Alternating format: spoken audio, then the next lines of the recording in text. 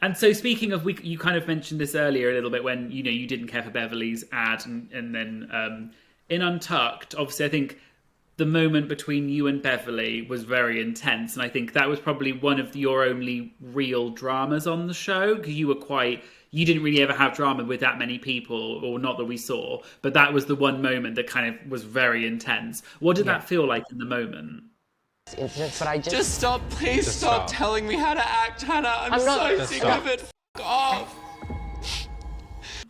Well, I got told through the whole sort of filming process by the producers. They're like, "Oh, Hannah, your ass must be sore because you're always sitting on the fence." Because I don't care for the drama. I don't care. Like, I just there to have a good time and enjoy myself. And I think the thing with poor Bev, and we're fine now. Like, we are so fine. It was a heat of the moment situation. It flared up earlier in the day because she kind of asked why RuPaul doesn't see her or doesn't understand her. And I'd kind of been noticing that, when the cameras were around, she was a little bit more, without being horrible, a bit more performative. And I just kind of felt like if you were a little bit more natural and more relaxed, and just because the Bev that was in the car and stuff like that when we're traveling, or the Bev that I sort of had seen online previously, I was like, you're a lot of fun. You don't have to be anything but you. I just felt she's young, she's learning, and she, was just trying to be what she thought she needed to be for the show. And unfortunately, at that point in the competition, that got like really grating on me, and I really struggle with those kinds of things. I like people to be authentic, and when I don't see that, and I don't care about what the age, it could be a 3-year-old not being authentic, and I would get irritated. It just kind of started grating on me, and when she was pushing back and not really listening, and that was the other thing, she wasn't listening to what I was saying, and I was very, very calm. It didn't look like it in the episode because it was chopped out, but I was sort of very calm in the way that I was approaching it. And then when she sort of pushed back and didn't listen, that's when I snapped, because I was like, you're not listening. You're not taking this in.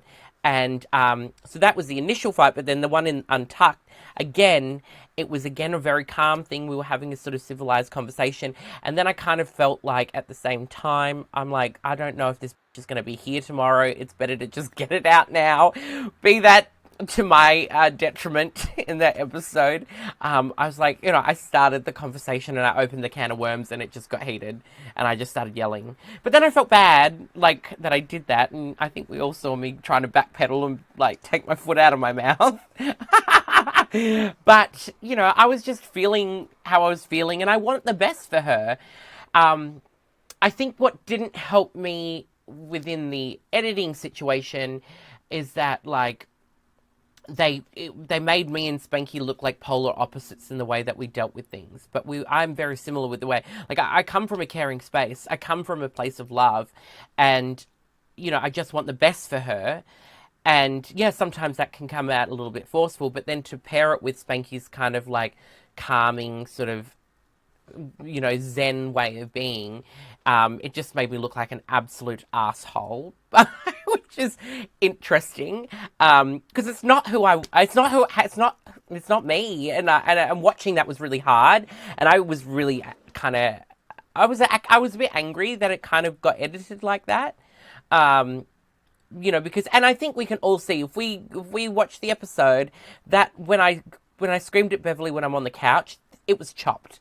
You could see a clear chop in that edit. And it was like I was mid-sentence. And I was mid-sentence. I'm sorry, Bev. Like, I know I come on a little bit strong in this instance, but I just... Just stop, please stop telling me how to act, Hannah. And that irritated me, because I was like, you've made me look like this horrible asshole person to this poor kid.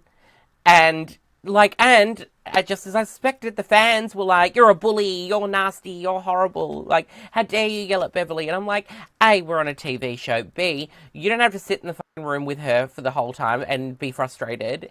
And C, that's my experience in that moment. I'm allowed to have one moment.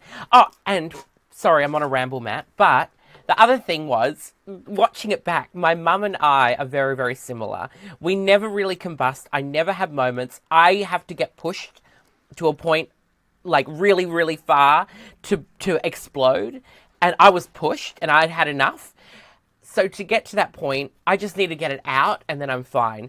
And my mum was watching it and she said, when the girls were telling you to stop, she was getting mad for me because she knew in myself all I needed to do was just get it out. But because I'd already gone so far with Bev and it was a mess, I think if I kept going, it would have been worse. But she's like, I just hate when people tell us to stop. Well, so obviously it's a family trait from the Conda family. Yeah, the Conda family. We don't combust, but when we do, we go off.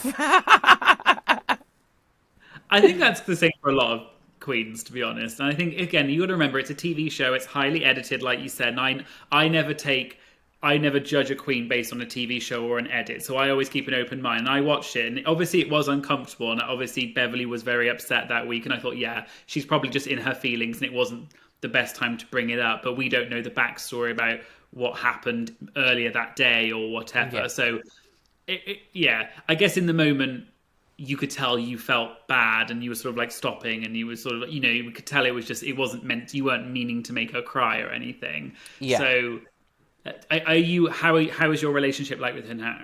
Oh, great. We've been on tour together and we've been having a great time. I like to go into the room now because she was in the other changing room and I went in there and I was like, stop it, Beverly! Come and give me a hug. And I bring her in and we have a cuddle. Like, I love Bev and she's such a talented kid. And again, like, she is done so many wonderful things at her age. And, I'm really proud of her. And, again, I tried to operate out of a place of love because I just want her to be the best that she can be because she's sensational. And, and like you said, everything is not as it seems on reality television. God forbid, like it's crazy. But they don't see that we're kind of just stuck in a room together for this period of time. And anyone would go a little bit nuts. So if something was irritating you, and it just gets to that moment where you just kind of have to let it out. And especially when you got people going, oh, what's everyone feeling? Especially after the situation we've just thrown her under the bloody bus. And I just told her that I didn't like her ad. Oh my God. That's the producers like wet dream. They're like, come on, talk about that. And I'm like, oh, okay, let's go. Again, it was obvious from the edit, everyone said Beverly to go, as in who should go home or whatever. Who should go home tonight? And why? But I have to say Beverly Kills. Unfortunately, I'd have to say Beverly Kills as well, but I have to echo with what these two said. Tonight, it just was the weakest one for me. So Bev. And it was obvious that that's the storyline they wanted. They want drama. They want, it was obvious that was what was going to happen. So obviously not nice to watch on TV, but you've got to remember that it is a TV show, and you and Beverly, I'm sure, are fine, and like you've talked about, and I'm sure it's like water off a duck's back or whatever. So it's when it came out, I was so angry. I was like, what the you've cut everything out again of me as a person. So I knew I wasn't winning, and I rang the therapist the next day and I was like, why did they do this? And she's like, there was no question, I just said you were really funny. Oh, thank you. Oh, I appreciate it.